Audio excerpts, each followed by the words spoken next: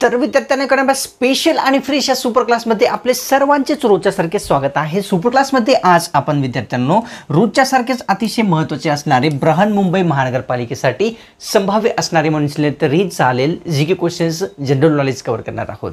त्या कारणास्तव सर्वांनी सुपर क्लासला सुरूपासून शेवटपर्यंत नक्कीच पाहायचं आहे। 470 पेजेसची पीडीएफ आपल्या सर्वांसाठी बृहन्मुंबई महानगरपालिका भरतीसाठी बनवण्यात आलेली आहे, तयार करण्यात आलेली आहे।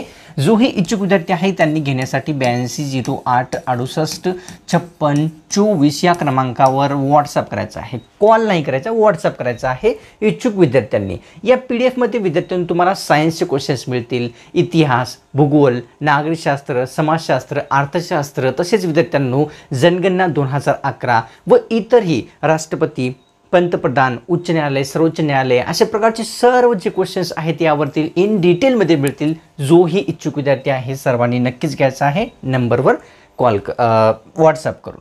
चला तर या ठिकाणी काय आहे विद्यार्थ्यांनो, आता आपल्याला या चॅनलवर तुम्ही जर नवीन आला असाल किंवा आतापर्यंत कोणत्याही कारणास्तव चॅनलला सबस्क्राइब जर नसेल केलेले लगेच करून घ्यायचं आहे। सबस्क्राइब करणं काय असते की एकदम फ्री असते, काहीही आपल्याला याचा शुल्क येत नाही, तर सर्वांनी लगेच करून घ्या। सुप्रकाशला सुरुवात करूया। सर्वात पहिला प्रश्न पाहूया। प्रश्न असा आहे की देशाचे तिसरे नागरिक असे कोणाला म्हणतात ते आपल्याला विचारलेलं आहे। देशाचे तिसरे नागरिक असे, तर ऑप्शनमध्ये या ठिकाणी योग्य राहणार आहे विद्यार्थ्यांनो ऑप्शन क्रमांक 4 पंतप्रधान यांना देशाचे तिसरे नागरिक म्हणतात। पहिले नागरिक हे विद्यार्थ्यांनो कोण असतात? राष्ट्रपती, दुसरे असतात उपराष्ट्रपती आणि तिसरे पंतप्रधान। प्रश्न दुसरा कव्हर करूया। खालीलपैकी कोणते धरण हे महाराष्ट्रामध्ये नसलेले या पर्यायामध्ये आहे ते सांगायचं आहे। कोणते धरण आहे? कोयना, जायकवाडी, इसापूर किंवा प्रतापसागर। तर या ठिकाणी ऑप्शन क्रमांक किती 4 योग्य राहणार आहे। प्रतापसागर हे धरण महाराष्ट्रातील नाही, तसेच कोयना, जायकवाडी, इसापूर हे सर्व असलेले दिसून येतात। प्रश्न तिसरा कव्हर करूया। महाराष्ट्र आणि तेलंगणाची सीमा कोणती नदी निश्चित करते ते विचारलेलं आहे। शेवटचे राज्य निर्माण झालेले तेलंगणा तसेच आपले महाराष्ट्र या दोन राज्याची सीमा जी आहे कोण निश्चित करते? ब्रह्मपुत्रा, नर्मदा, प्राणहिता किंवा कावेरी। ऑप्शन क्रमांक 3 योग्य आहे। प्राणहिता ही नदी या दोन्ही राज्याची सीमा निश्चित करणारी आहे। प्रश्न चौथा। भारत देश गरुड शक्ती युद्ध सराव जो आहे तो कोणत्या देशासोबत करतो? आपल्याला काय करायचं आहे? युद्ध सराव लक्षात घ्यायचा आहे। कोणता आहे? गरुड शक्ती। तर अमेरिका, इंग्लंड, जर्मनी किंवा इंडोनेशिया। तर ऑप्शन क्रमांक 4 योग्य आहे। इंडोनेशिया या देशासोबत भारत जो आहे गरुड शक्ती हा युद्ध सराव करत असतो। प्रश्न 5वा। या ठिकाणी राष्ट्रध्वजामधील केसरी रंग जो आहे तो कशाचे प्रतीक आहे ते आपल्याला विचारलेलं आहे। स्पेशली केसरी रंग शांततेचे, त्यागाचे, वीरतेचे किंवा यापैकी नाही। ऑप्शन क्रमांक 2 योग्य आहे। त्यागाचे प्रतीक म्हणजेच राष्ट्रध्वजामधील केसरी हा जो रंग आहे तो दिसून येतो। प्रश्न 6वा की पवनार आश्रम कोणत्या नदीकाठी उभारण्यात आले गेलेले आहे? पवनार आश्रम पैनगंगा, वैनगंगा, धाम किंवा खान। तर ऑप्शन क्रमांक 3 योग्य आहे। धाम नदीकाठी कोणते पवनार आश्रम हे उभारण्यात आलेले आहे। प्रश्न 7वा कव्हर करूया। जे का रंजले गांजले हा अतिशय प्रसिद्ध जो अभंग आहे तो कोणाचा आहे ते आपल्याला सांगायचं आहे। जे का रंजले गांजले संत ज्ञानेश्वर, संत तुकाराम, संत रोहिदास किंवा संत रुक्मिणी। तर ऑप्शन क्रमांक या ठिकाणी 2 योग्य आहे। संत तुकाराम महाराज यांचा जे का रंजले गांजले हा अभंग आहे। प्रश्न 8वा कव्हर करूया। पुणे या जिल्ह्यामध्ये खालीलपैकी कोणता एक घटक स्थित आहे? काय आहे पुणे जिल्ह्यामध्ये स्थित? महाकाली लेणी, भाजे लेणी, एलोरा लेणी किंवा बैराट शिखर। तर या ठिकाणी ऑप्शन क्रमांक 2 योग्य आहे। भाजे लेणी ह्या ज्या लेणी आहेत विद्यार्थ्यांना आपल्याला कुठे आपल्या पुणे जिल्ह्यामध्ये असलेल्या दिसून येतात। प्रश्न 9व्या क्रमांकाचा। पंढरपूरला महाराष्ट्राची कोणती राजधानी म्हणतात ते सांगायचं आहे। पंढरपूर विठ्ठलाच्या मंदिरासाठी अतिशय प्रसिद्ध असलेले ठिकाण सर्वांनाच माहीत आहे। आध्यात्मिक राजधानी, पर्यटन, ऐतिहासिक किंवा या ठिकाणी प्रादेशिक। तर ऑप्शन क्रमांक 1 म्हणजेच आध्यात्मिक राजधानी पंढरपूरला महाराष्ट्राची संबोधले जाते। प्रश्न या ठिकाणी 10वा असा आहे, खालीलपैकी कोणत्या एका राज्यात इंग्रजी भाषा ही मोठ्या प्रमाणात बोलली जाते? तो कोणता देश आहे? कोणते राज्य आहे? राजस्थान, बिहार, गुजरात किंवा सिक्कीम?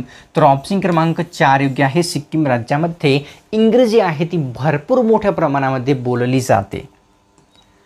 प्रश्न 11वा पाहूया. प्रसिद्ध एलोरा लेणी महाराष्ट्रातील कोणत्या जिल्ह्यामध्ये स्थित आहे ते आपल्याला सांगायचं आहे. लेणी एलोरा ह्या विचारलेल्या आहेत. छत्रपती संभाजीनगर, जालना, सातारा किंवा अमरावती?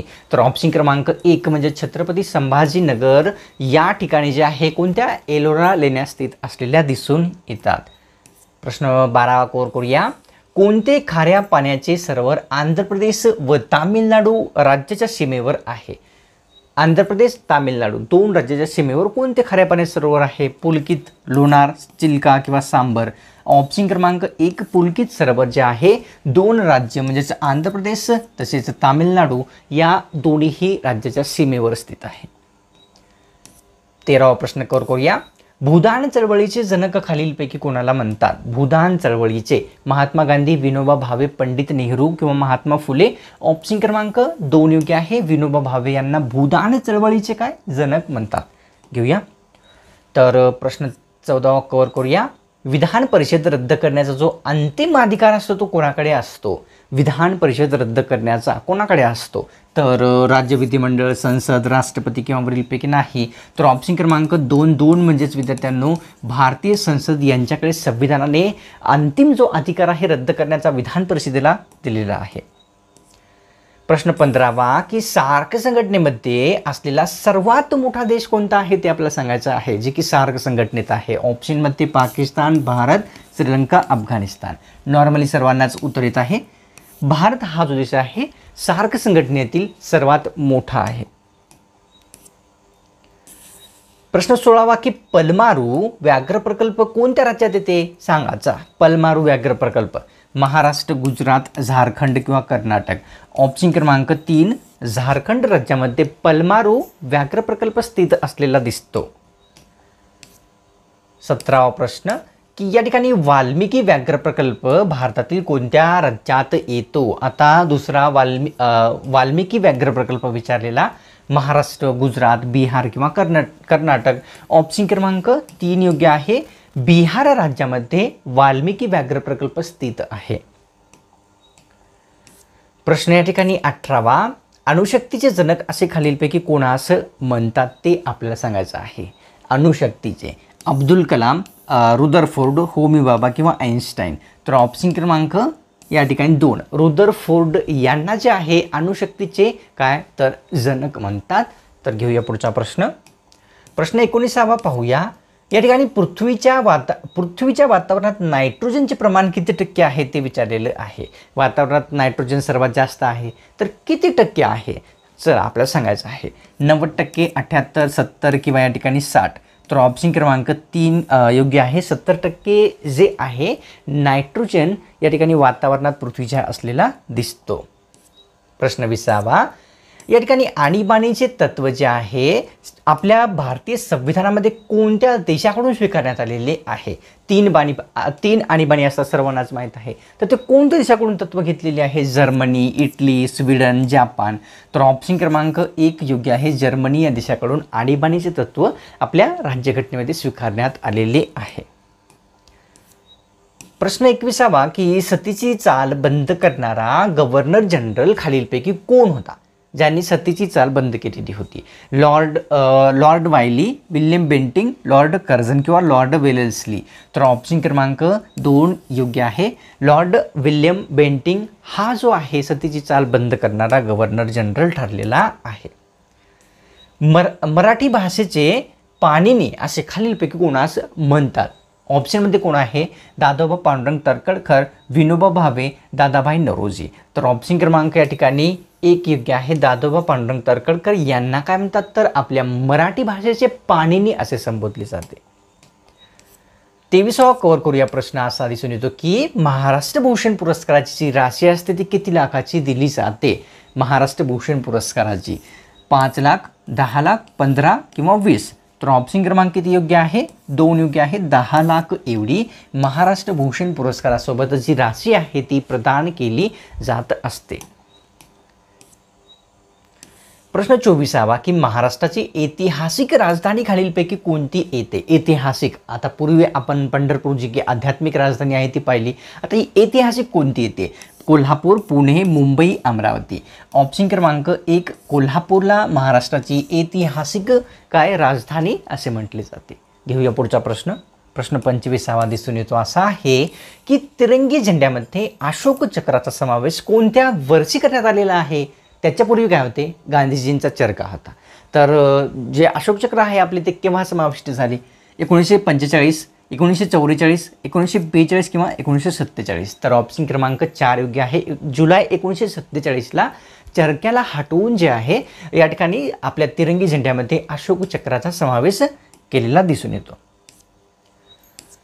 प्रश्न 26वा दिसून येतो की पुण्यातील आगा खान पॅलेसमध्ये कोणाचा मृत्यू झालेला होता? आगा खान पॅलेस खूपच प्रसिद्ध आहे जे की पुण्यामध्ये स्थित आहे. तर यामध्ये महात्मा गांधी, राजीव गांधी, इंदिरा गांधी किंवा कस्तुरबा गांधी. तर ऑप्शन क्रमांक 4 योग्य आहे. कस्तुरबा गांधी यांचा जो मृत्यू आहे पुण्यातील आगा खान पॅलेसमध्ये झालेला आहे. प्रश्न 27वा पुणे करारामुळे कोणासाठी स्वतंत्र मतदारसंघ मान्य करण्यात आलेले होते ते आपल्याला सांगायचं आहे. पुणे करारामुळे तर अस्पृश्यांसाठी, वैश्यासाठी, ब्राह्मण किंवा मुस्लिम.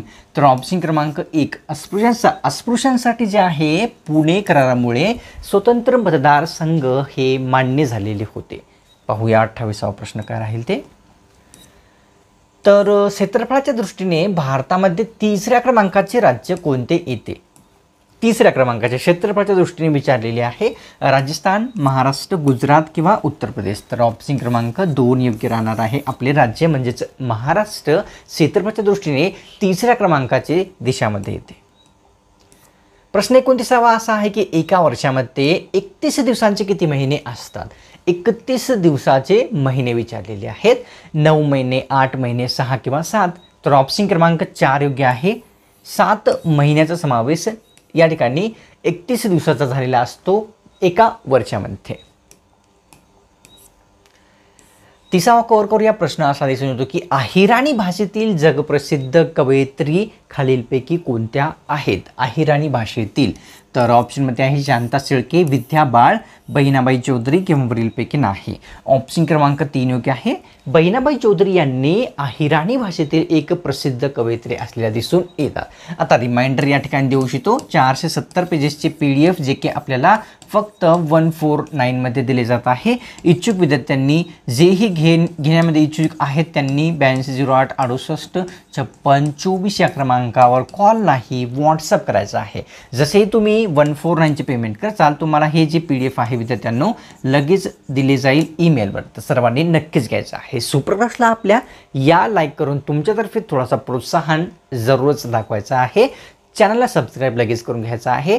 जेव्हा पुढचे सुपर क्लास अपलोड होईल तेव्हा अपलोड करता तुमच्या स्मार्टफोनवर नोटिफिकेशन मिळून जावी. सबस्क्राईब करणे यासाठी गरजेचे असते तर लगेच करून घ्या.